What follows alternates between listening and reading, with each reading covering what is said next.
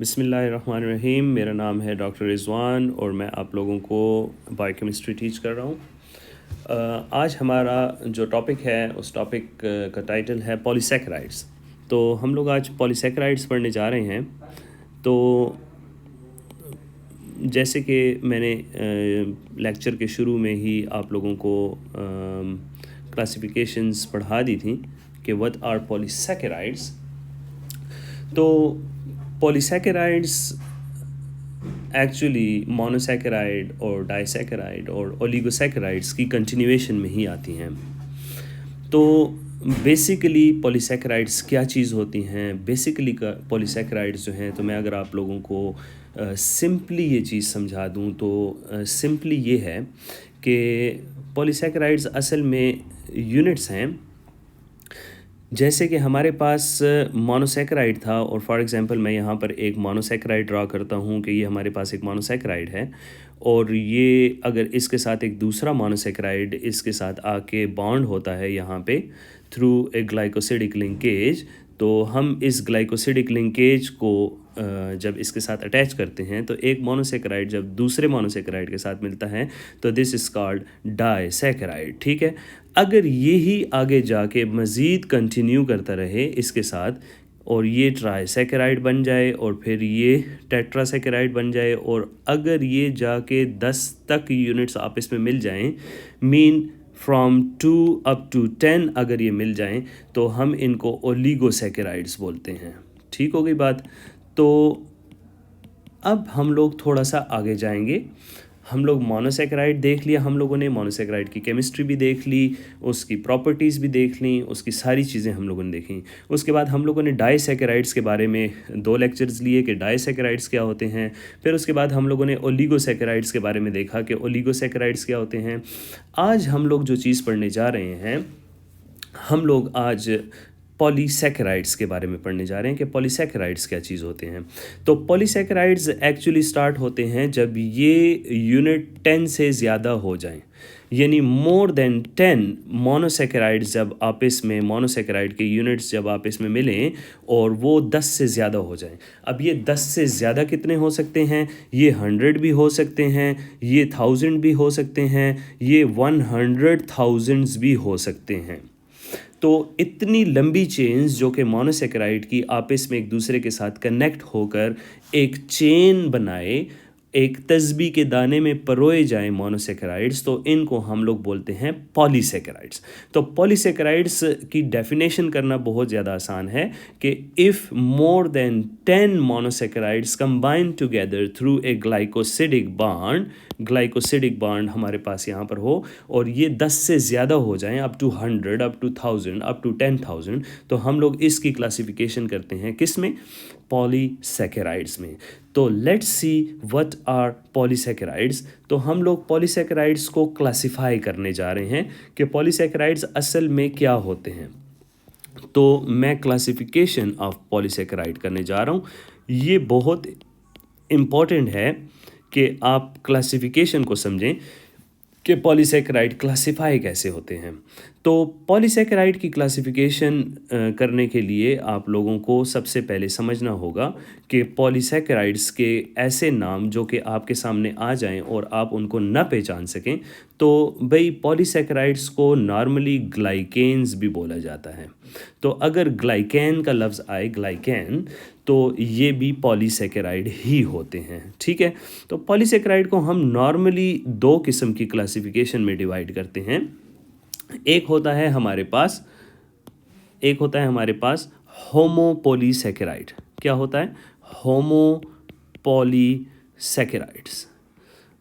जबकि दूसरा जो है तो हमारे पास होता है हेटेरोपॉलीसैकेराइड।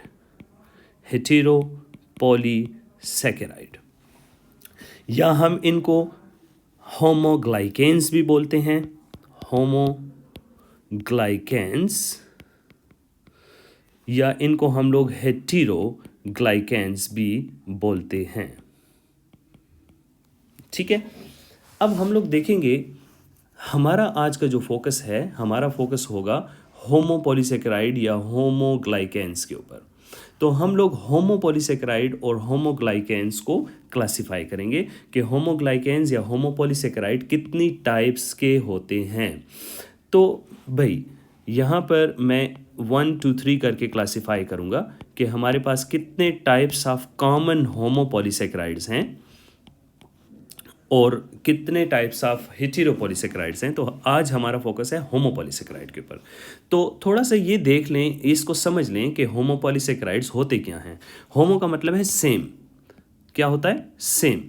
अगर हमारे पास सेम मोनोसेकेराइड के यूनिट्स लगे हों जो कि दिखने में सेम हों, यानी सारे के सारे अगर ग्लूकोज हैं तो सारे के सारे ग्लूकोज हों, अगर सारे के सारे फ्रक्टोज हैं तो सारे के सारे फ्रक्टोज हों, अगर सारे के सारे गैलेक्टोज हैं तो सारे के सारे गैलेक्टोज हों, ठीक है। यानी एक जैसे यूनिट्स अगर आपस में लगे हुए हों, जुड़े हुए हों और वो मोर देन 10 हों तो उनको हम लोग कहते हैं होमोपॉलीसेकेराइड्स।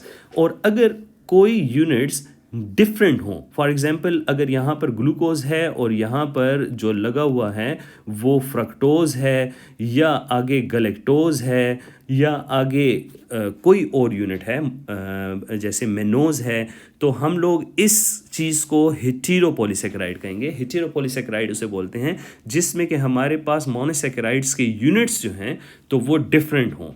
तो आज हम लोग जस्ट फोकस करेंगे उन पॉलीसेकेराइड्स की कैटेगरी के ऊपर जो कि सेम मोनोसेकेराइड के यूनिट्स के साथ मिल के बनते हैं।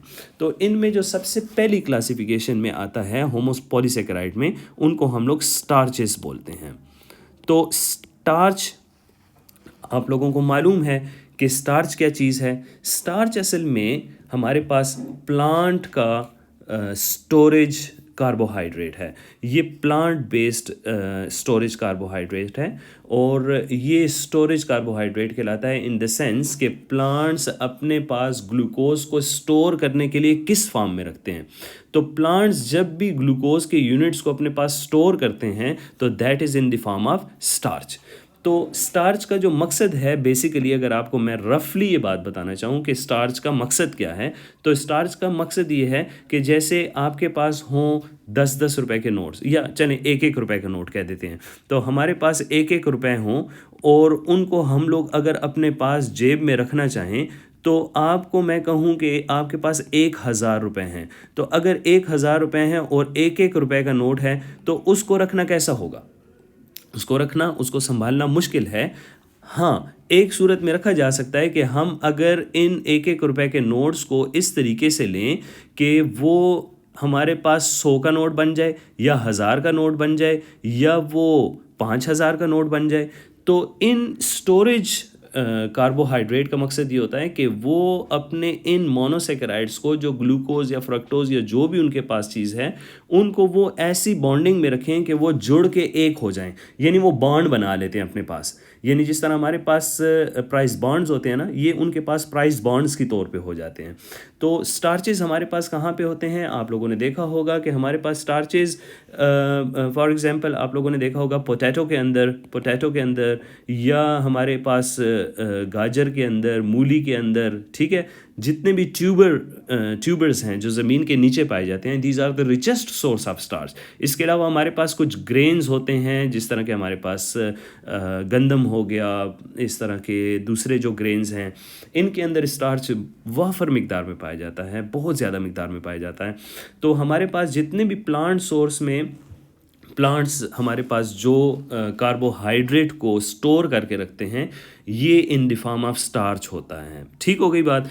तो स्टार्च की मज़ीद आगे क्लासिफिकेशन है। Starch can be classify into 2 major classes. One is amylose और दूसरा है एमाइलोपेक्टिन। एक है एमाइलोज, दूसरा है एमाइलोपेक्टिन। एमाइलोज और एमाइलोपेक्टिन के बारे में हम लोग नीचे पढ़ेंगे अभी। दूसरी क्लासिफिकेशन में है हमारे पास ग्लाइकोजिन। ग्लाइकोजिन, आप लोगों को मालूम है कि ग्लाइकोजिन क्या चीज़ है। Glycogen is animal store. Animals अपने पास किस फार्म में उसको ग्लूकोज के यूनिट्स को इस तरीके से संभाल के रखते हैं, इसको हम लोग ग्लाइकोजिन बोलते हैं। ग्लाइकोजिन के जो हमारे पास मेजर सोर्सेज हैं, उनके अंदर हमारे पास लिवर है, लिवर है और हमारे पास दूसरे जो होते हैं वो मसल्स आते हैं। हमारे पास लिवर और मसल के अंदर एनिमल्स जो हैं, ये एनिमल स्टोरेज कार्बोहाइड्रेट है, ये एनिमल स्टार्च इसको बोला जाता है। ये वो रिजर्व्स हैं जो कि एनिमल्स अपने बॉडी के अंदर स्टोर करके रखते हैं। तो कैसे स्टोर करके रखते हैं, यानी जो जब भी हम लोग कोई खुराक खाते हैं वो खुराक डाइजेस्ट होती है, और वो खुराक अगर हमें एनर्जी देने के बाद हमारी बॉडी ने उसको स्टोर करना हो तो वो इन the form of glycogen store करती है, और उसके स्टोरेज की जगह जो हैं वो लिवर है, और इसके अलावा है हमारे पास मसल। तो मसल्स और लिवर के अंदर हमारी बॉडी जो है तो इन the form of glycogen, in the form of polysaccharide और इन द क्लासिफिकेशन ऑफ होमोपॉलीसेकेराइड इनको स्टोर करती है। इसके अलावा जो हमारे पास मेजर जो चीज़ें आती हैं उसमें एक है सेलुलोज। सेलुलोज से भी आप वाकिफ़ हैं, हम लोग सेलुलोज के बारे में भी पढ़ लेंगे। इसके अलावा हमारे पास आता है इनोलिन। इनोलिन है, ये इंसुलिन नहीं है, ठीक है। इसके अलावा हमारे पास आता है डेक्स्ट्रिन। इसके अलावा हमारे पास आता है डेक्स्ट्रॉन, ठीक है। और एक है हमारे पास एगर।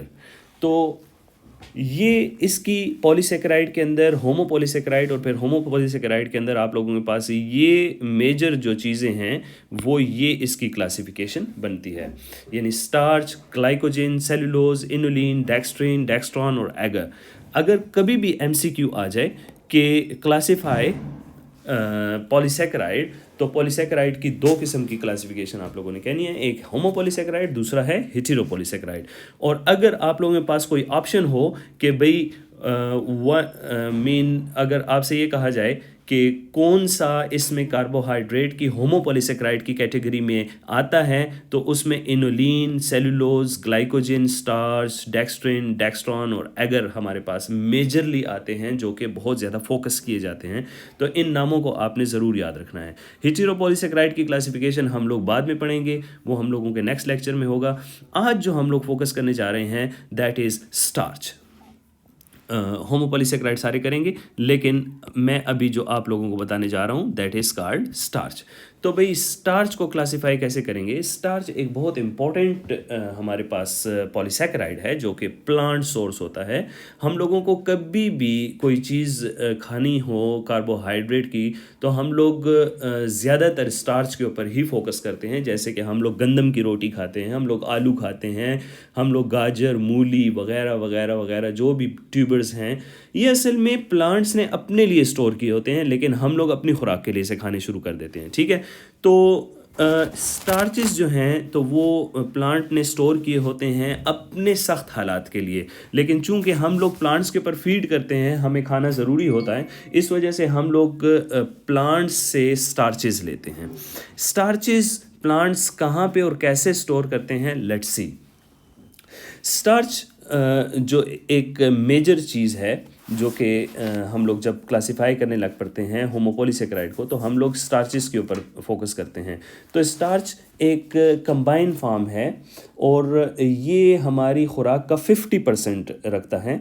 स्टार्चेस को हम लोग जब क्लासिफाई करते हैं तो दो मेजर चीज़ें आती हैं। एक होती है एमाइलोज और दूसरा होता है एमाइलोपेक्टिन। अब एमाइलोज क्या चीज़ है?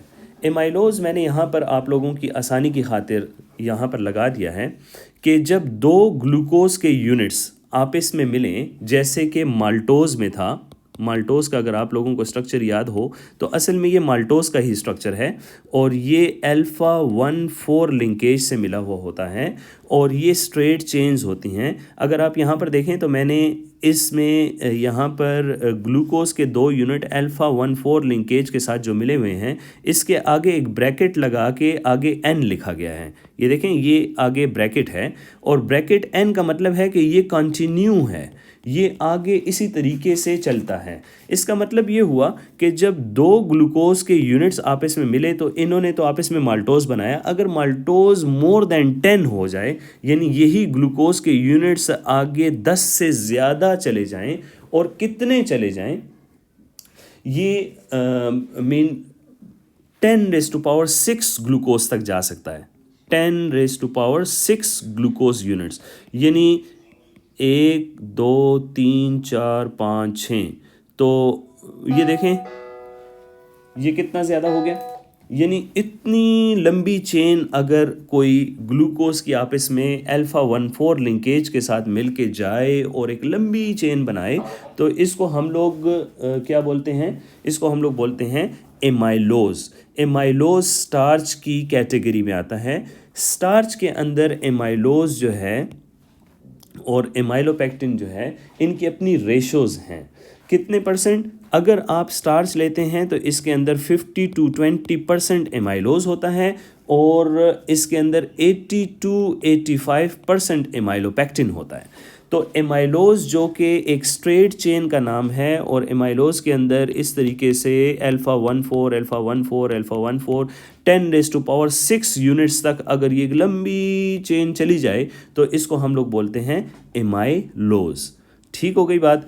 इसको तोड़ने के लिए जो एंजाइम आएगा उसको हम लोग एमाइलेज एंजाइम बोलते हैं। आप लोगों को इसके बारे में मालूम है कि हमारी बॉडी के अंदर एमाइलेज एंजाइम होता है। तो जब एमाइलेज एंजाइम आता है तो वो आकर इस एमाइलोज की लंबी चेन को डाइजेस्ट करता है। वो डाइजेस्ट करके क्या बनेगा हम लोग नेक्स्ट स्टेप में देखेंगे, लेकिन आप लोग ये समझ लें कि जब भी एमाइलेज एंजाइम आएगा वो हमने जो खाया वो होता है एमाइलोज, जो कि स्टार्च के अंदर मौजूद होता है, वो आके इसको डाइजेस्ट करके छोटे छोटे टुकड़ों में डिवाइड करता है ताकि हमारे अंदर खाया हुआ वो स्टार्च डाइजेस्ट हो सके। अब हमारे पास जब एमाइलोज का स्ट्रक्चर आता है तो आपने देखा कि ये स्ट्रेट चेन है, लेकिन इसी स्टार्च के अंदर जो दूसरी चीज़ है जिसका नाम एमाइलोपेक्टिन है, ये जो मैंने यहाँ पर हाईलाइट कर दिया, एमाइलोपेक्टिन असल में यही स्ट्रेट चेन होती है 1,4 लिंकेज के साथ, सेम टू सेम ग्लूकोज के यूनिट्स आपस में मिले हुए हैं, ये देखें मैंने हाईलाइट किया, लेकिन इसमें ब्रांच आ जाती है, ब्रांचिंग। ब्रांचिंग का क्या मतलब है? ये जो आप यहाँ पर देख रहे हैं, ये जो ब्रांच लिखा हुआ है, ब्रांच का मतलब ये है कि ये जैसे 1,4 लिंकेज के साथ यहाँ पर था, यहाँ पर 6 नंबर कार्बन के साथ दोबारा से ऊपर एक एनोमेरिक कार्बन इसके साथ यहाँ पर अटैचमेंट करके और फिर अपनी एक 1,6 लिंकेज करने के बाद फिर आगे 1,4 लिंकेज करके जाए। यानी ये इसी तरीके से है कि अगर मैं यहाँ पर इस तरह से बनाऊँ कि फॉर एग्जांपल ये एक स्ट्रेट चेन जा रही है अल्फ़ा 1,4 लिंकेज की, और अल्फ़ा 1,4 लिंकेज के जूं ही हमारे पास 24 to 30 कार्बन के ऊपर जब बात आए, मीन अगर फॉर एग्जांपल ये 24 नंबर ग्लूकोज का यूनिट है तो यहाँ पर एक ब्रांच बन जाए, और ब्रांच बनने के बाद फिर दोबारा से अल्फ़ा 1,4 लिंकेज आ जाए, और फिर इसकी जब 24 नंबर ग्लूकोज आए तो फिर यहाँ पर एक ब्रांच बन जाए, और ये ब्रांच क्या हो, अल्फ़ा 1,6 की लिंकेज हो, अल्फ़ा 1,6। तो हमारे पास एमाइलोपेक्टिन के अंदर दो किस्म की बॉन्डिंग होती है, एक होती है अल्फ़ा 1,4 और दूसरी होती है अल्फ़ा 1,6।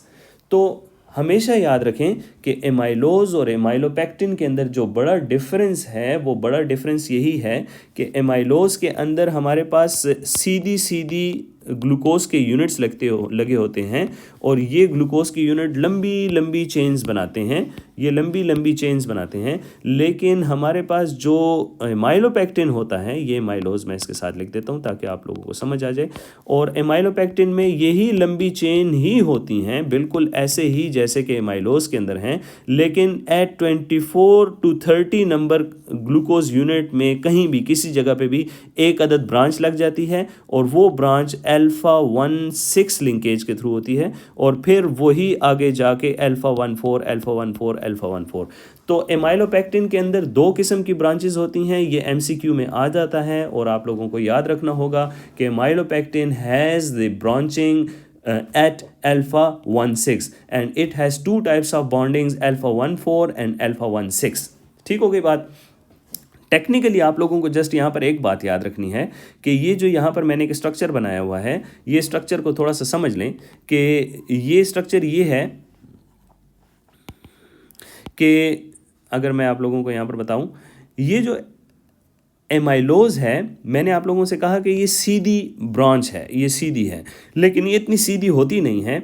जब ये सीधी ब्रांच जा रही होती है तो ये आपस में इस तरह से हेलिकल स्ट्रक्चर बना लेती है। ये देखें, लेफ्ट हेलिकल स्ट्रक्चर, मैंने इसको लेफ्ट की तरफ मोड़ा है, देखें, तो ये एक लेफ्ट हेलिकल स्ट्रक्चर होता है। असल में एमाइलोज बिल्कुल सीधे सीधे नहीं होते, ये असल में इस तरह से अल्फा हेलिकल स्ट्रक्चर के थ्रू होते हैं।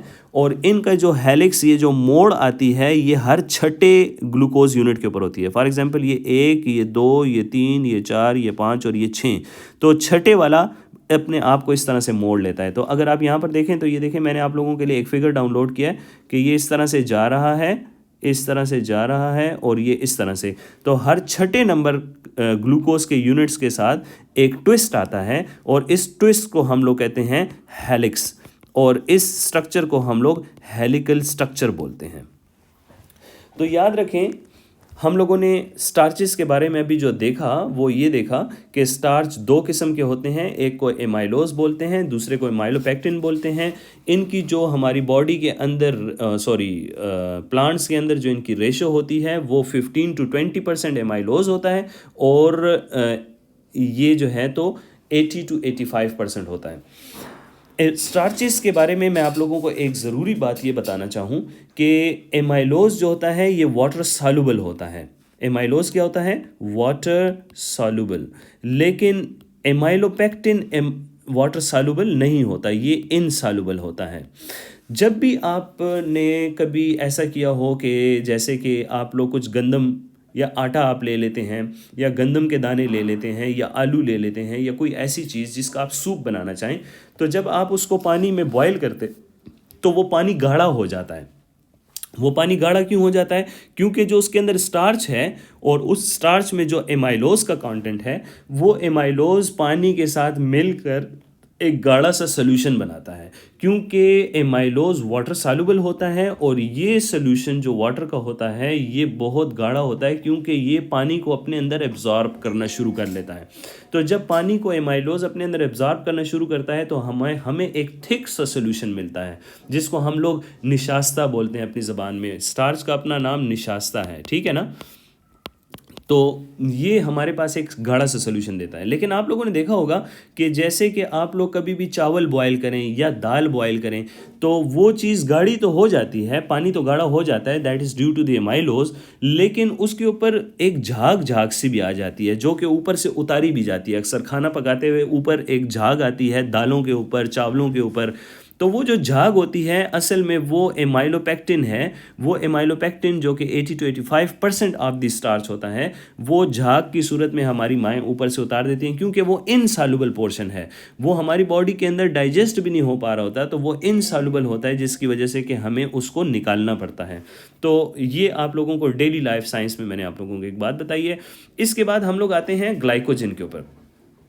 तो glycogen is simple in the sense कि आप लोगों को इसके बारे में, ग्लाइकोजन के बारे में फिजियोलॉजी में भी आप लोगों ने देखा होगा।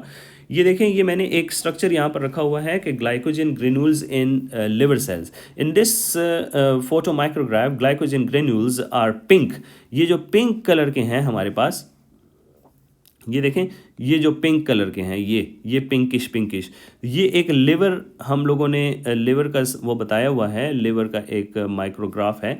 तो ये जो पिंकिश जो हैं, ये वाले, ये जो पिंकिश हैं, ये जो आप लोगों को नज़र आ रहे हैं, असल में ये हमारे पास ग्लाइकोजन है, ठीक है। तो लिवर के अंदर जो है तो ग्लाइकोजन का जो कंटेंट होता है that is up to 10% of the net weight. हमारे लिवर के अंदर जो ग्लाइकोजन का जो कंटेंट है, ग्लाइकोजन, हम लोग ग्लाइकोजन देख रहे हैं कि ग्लाइकोजन स्टार्च को हम लोगों ने देख लिया, अभी ग्लाइकोजन की तरफ देखते हैं।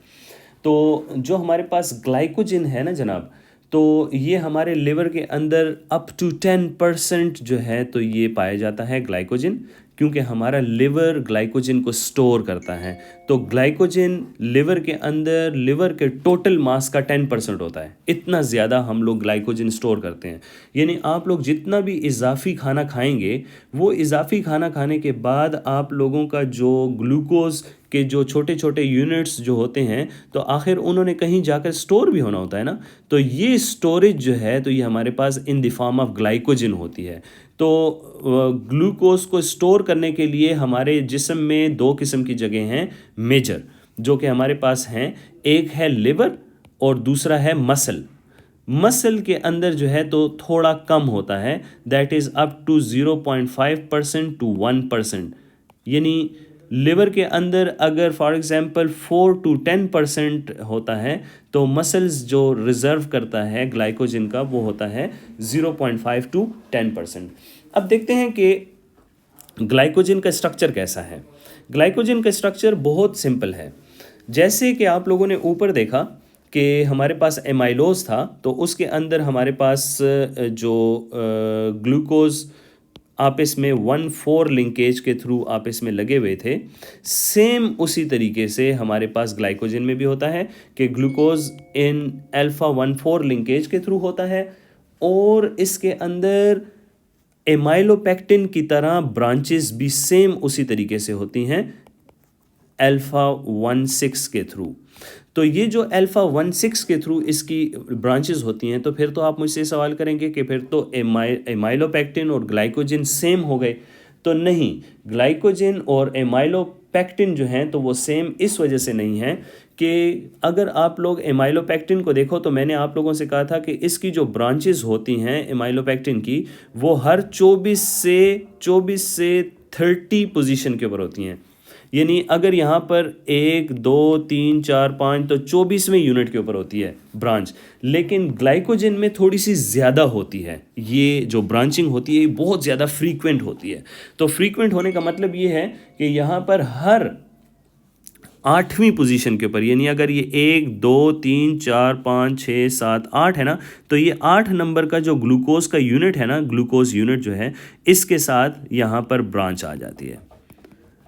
तो इसमें बहुत ज़्यादा फ्रीक्वेंट होती है। कुछ बुक्स लिखती हैं हर 12 से 18वें ग्लूकोज यूनिट के ऊपर, कुछ बुक्स लिखती हैं हर 8वें से 14वें यूनिट के ऊपर जो है तो इनकी ब्रांचेस होती हैं। तो इसका मतलब ये हुआ कि हमारे पास जो ग्लाइकोजन और एमाइलोपेक्टिन के अंदर जो मेजर फ़र्क है वो यही है कि ग्लाइकोजन की जो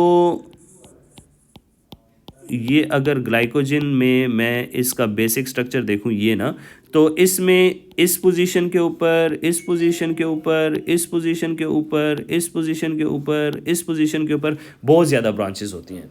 लेकिन एमाइलोपेक्टिन में ये ब्रांचेस रिलेटिवली ग्लाइकोजन से कम होती हैं।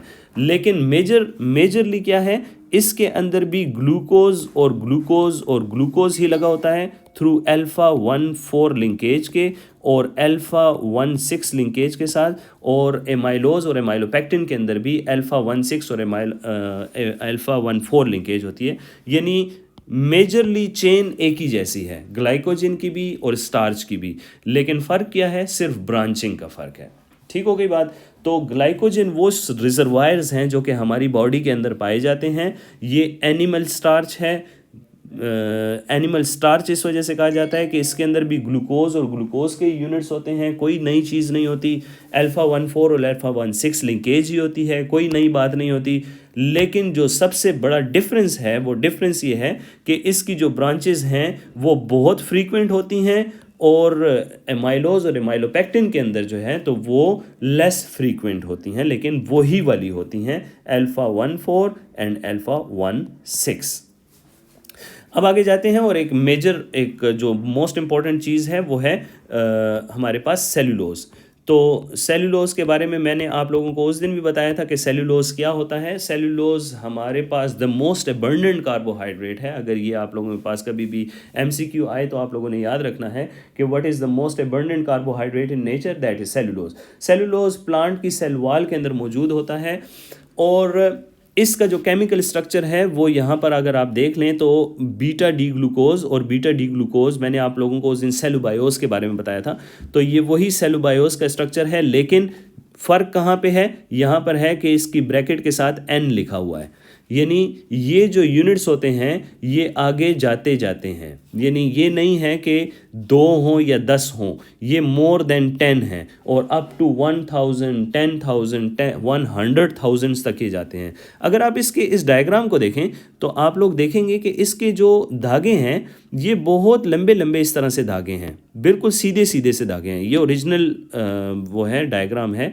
और cellulose fibres in the samples of the cell wall from the alga, ये एलजी से लिया गया है और ये इसका इलेक्ट्रॉन माइक्रोग्राफ है। इलेक्ट्रॉन माइक्रोस्कोपी में ये इस तरीके से धागे नज़र आते हैं। तो मैंने ऊपर कहा था कि एमाइलोज और एमाइलोपेक्टिन जो है तो वो हेलिकल स्ट्रक्चर में होता है, यानी इस तरीके से होता है। लेकिन इसमें in the case of cellulose जो है तो ये हेलिकल नहीं होता, ये स्ट्रेट चेन्स होती हैं। यानी हमारे पास जो ग्लूकोज के यूनिट्स लगे हुए हैं बीटा डी ग्लूकोज के, वो हमारे पास किस तरीके के लगे हुए हैं, वो हमारे पास इस तरीके से एक ही चेन के अंदर लंबे लंबे धागे की सूरत में लगे होते हैं।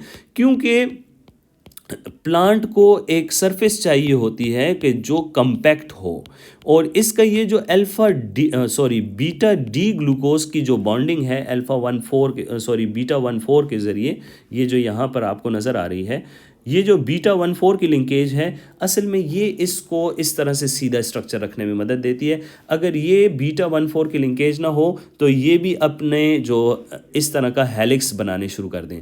लेकिन प्लांट्स में ये हेलिकल स्ट्रक्चर नहीं होता, स्ट्रेट होता है, क्योंकि इन्होंने अपने इस स्ट्रक्चर को मजबूत और फर्म रखना होता है। हाँ, ये ज़रूर होता है कि अगर आप इस इलेक्ट्रॉन माइक्रोग्राफ को अगर आप देखें इलेक्ट्रॉन माइक्रोस्कोपी के, तो आप लोगों को ये नज़र आएगा कि इसके अंदर ये क्रिस क्रॉस किस्म की अरेंजमेंट है। ये देखें, अगर मैं इसको आपको बता सकूं तो ये देखें कुछ इस तरह से धागे हैं और कुछ इस तरह से ऊपर नीचे हैं। तो ये क्रिस क्रॉस अरेंजमेंट देने की वजह से प्लांट को एक मजबूती मिलती है, और इसी मजबूती की वजह से जो है तो अगर आप प्लांट को लात मारेंगे तो आपका अपना पाँव ही दुखेगा, क्योंकि ये बहुत मजबूत किस्म की लेयर होती है सेलुलोज की।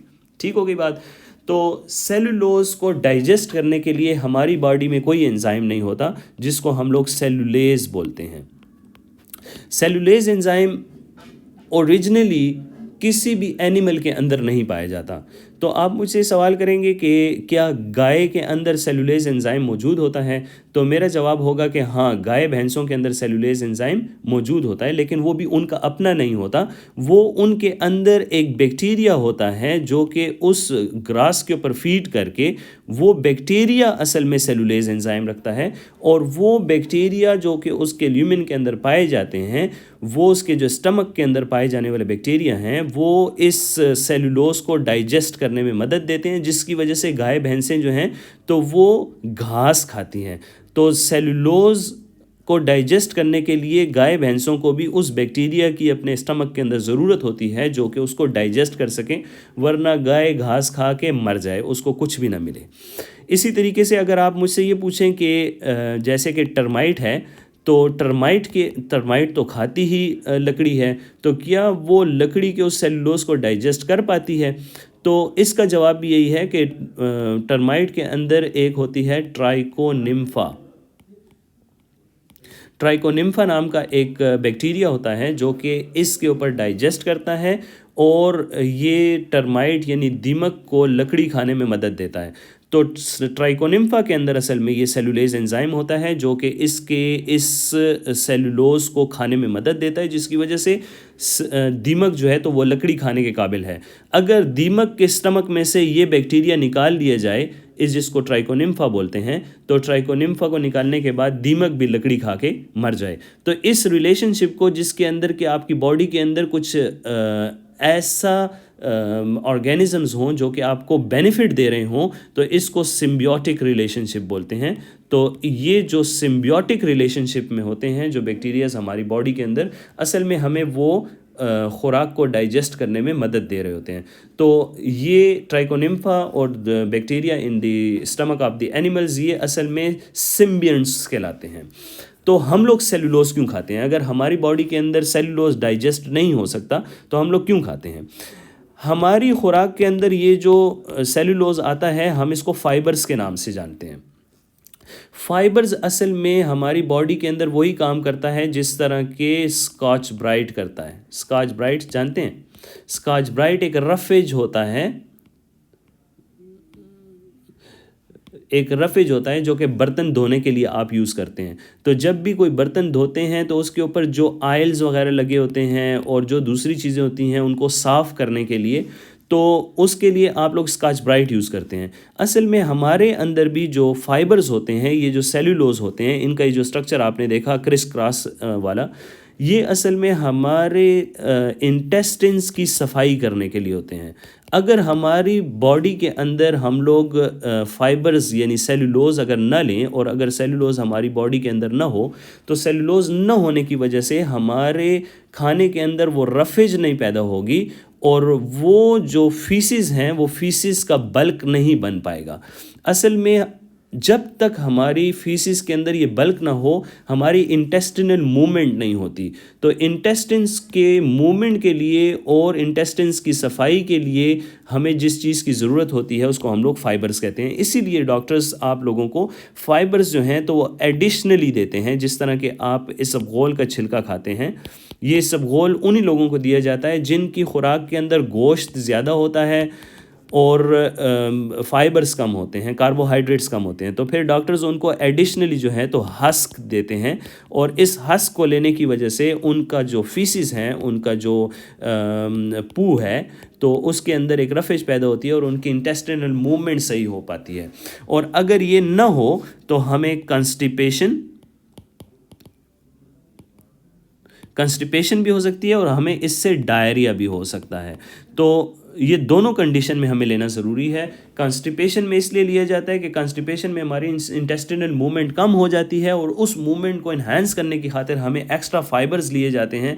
वो फाइबर्स हमें क्या फ़ायदा देते हैं कि वो हमारे फाइबर्स हमारी इंटेस्टिन के अंदर जाके हमारी उस बाउल की मूवमेंट को ज़्यादा करें। और डायरिया की कंडीशन में हम लोग ये फाइबर्स इसलिए रिकमेंड करते हैं ताकि वो वाटरी स्टूल्स जो हैं तो वो एक सेलुलोज के साथ मिलकर एक बल्क क्रिएट करें और उसकी इंटेस्टिन्स के अंदर एब्जॉर्प्शन ज़्यादा से ज़्यादा हो सके। इसके अलावा जो चीज़ें मैंने आप लोगों को बताई वो जो जिनका नाम था डेक्स्ट्रॉन और एगर, ये क्या चीज़ें हैं? ये असल में, और इसके अलावा इनुलिन, ये ऐसे होमोपॉलीसेकेराइड्स हैं जो कि फॉर एग्जांपल अगर मैं आप लोगों को डेक्स्ट्रिन्स के बारे में बताऊं, तो जब एमाइलोज की डाइजेशन हो रही होती है तो एमाइलोज के जो फ्रेगमेंट्स बन रहे होते हैं, मीन फॉर एग्जांपल 20 से 25 यूनिट का अगर डाइजेशन होती है, तो वो जो डाइजेशन का जो प्रोडक्ट होता है उसको हम लोग, उस यूनिट को हम लोग डेक्स्ट्रिन बोलते हैं। यानी एमाइलोज के फ्रेगमेंट्स को हम लोग डेक्स्ट्रिन बोलते हैं। लेकिन याद रखें कि ये डेक्स्ट्रिन जो है ये माल्टोज से बड़ा होता है, यानी इसका जो यूनिट होंगे 20 से 25 का एक फ्रेगमेंट, 20 से 25 का दूसरा, 50 से 60 का एक फ्रेगमेंट, उसको हम लोग डेक्स्ट्रिन बोलते हैं। यानी एमाइलेज एंजाइम आने के बाद जो एमाइलोज का जो फ्रेगमेंट बनता है उसको हम लोग डेक्स्ट्रिन बोलते हैं। डेक्स्ट्रॉन्स हमारे बॉडी के अंदर जो है तो वो बैक्टीरियाज प्रोड्यूस करते हैं, बैक्टीरियाज डेक्स्ट्रॉन प्रोड्यूस करते हैं, और ये भी एक होमोपॉलीसेकेराइड है। और डेक्स्ट्रॉन की जो कंपोजिशन है वो थोड़ी सी कॉम्प्लिकेटेड है कि इसमें अल्फ़ा डी ग्लूकोज ही होते हैं, लेकिन इनकी जो ब्रांचेस हैं वो अल्फ़ा 1,4 लिंकेज भी होती है, अल्फ़ा 1,6 लिंकेज भी होती है, अल्फ़ा 1,3 लिंकेज भी होती है। इनके अंदर ये सारी की सारी लिंकेजेस पाई जाती हैं। और डेक्स्ट्रॉन के बारे में मैं आप लोगों को एक इम्पॉर्टेंट बात ये बताता चलूँ कि जो हमारे दांतों के ऊपर जो प्लॉक बन जाता है, जो हमारे दांतों के ऊपर जो कीड़ा सा जो लग जाता है, वो असल में डेक्स्ट्रॉन होता है, जो कि डेक्स्ट्रॉन की वजह से होता है, जो कि बैक्टीरियाज प्रोड्यूस करते हैं और हमारी फिर कैविटीज़ बन जाती हैं। इसके अलावा डेक्स्ट्रॉन का जो मेडिकल यूज़ है वो ये है कि इसकी सॉल्युबिलिटी थोड़ी सी वो है, सॉल्युबिलिटी पावर इसका वाटर के साथ बहुत ज़्यादा है, जिसकी वजह से हम लोग ये आईवी इंजेक्ट करते हैं, इंट्रावेनस इंजेक्शन इसका देते हैं उस सूरत में जबकि हमारी बॉडी से ब्लड का लॉस हो रहा हो। ब्लड लॉस जब चल रहा हो ना, तो हिमरेज को कंट्रोल करने की खातिर हम लोग आईवी डेक्स्ट्रॉन देते हैं। इस डेक्स्ट्रॉन की वजह से वो ब्लड के अंदर जो पानी है उसको रिजर्व करना शुरू कर लेता है, उस लॉस को रोकना शुरू कर देता है। ये डेक्स्ट्रॉन की खूबी है। एगर और इनुलिन के बारे में मैं आप लोगों को प्रेजेंटेशन दे रहा हूँ कि आप लोग मुझे ये असाइनमेंट दें कि एगर और इनुलिन का हमारी बॉडी में क्या फंक्शन है और एगर कहाँ पर यूज़ होता है, इनुलिन कहाँ पर यूज़ होता है। ये आप लोगों के असाइनमेंट है, क्योंकि आज का लेक्चर जो है तो वो ज़्यादा टाइम ले चुका है, तो ये आप लोगों के असाइनमेंट है। मुझे पर्सनली ईमेल के ऊपर आप लोगों ने ये सबमिट करना है कि what is the role of agar and inulin, इनकी केमिस्ट्री क्या है और इनके बारे में आप क्या तलाश करके मुझे बताएं, बुक्स पढ़ें और मुझे इसके बारे में बताएं कि आप लोगों ने क्या समझा। तो हम लोगों ने आज पॉलीसेकेराइड देखा, पॉलीसेकेराइड को क्लासिफाई किया होमो और हेट्रो में। होमो पॉलीसेकेराइड के अंदर starch, glycogen, cellulose, inulin, dextrin, dextran, agar और सारी की सारी चीज़ें हम लोगों ने देखी। उम्मीद है कि आप लोगों को इसके बारे में कुछ ना कुछ आइडिया हो गया होगा। इसके अलावा अगर आप मज़ीद आइडिया लेना चाहते हैं तो मैं रिकमेंड की हुई बुक्स, जिनके अंदर के सबसे पहले है सत्यनारायण, दूसरे नंबर पर हार्पर है, तीसरे नंबर पर हाशमी है, फिर चैटर्जी है। इसके अलावा वॉइट एंड वॉइट भी आप देख सकते हैं, लिनेंजर भी आप लोग देख सकते हैं। मैंने तकरीबन 10 से 12 बुक्स को फॉलो किया और आप लोगों के लिए लेक्चर तैयार किया। अगर आप लोगों को मज़ीद इसके बारे में पढ़ना है तो आप काइंडली बुक्स को रेफ़र करें और फिर मेरे साथ रब्ता कीजिए। Thank you very much, have a nice day.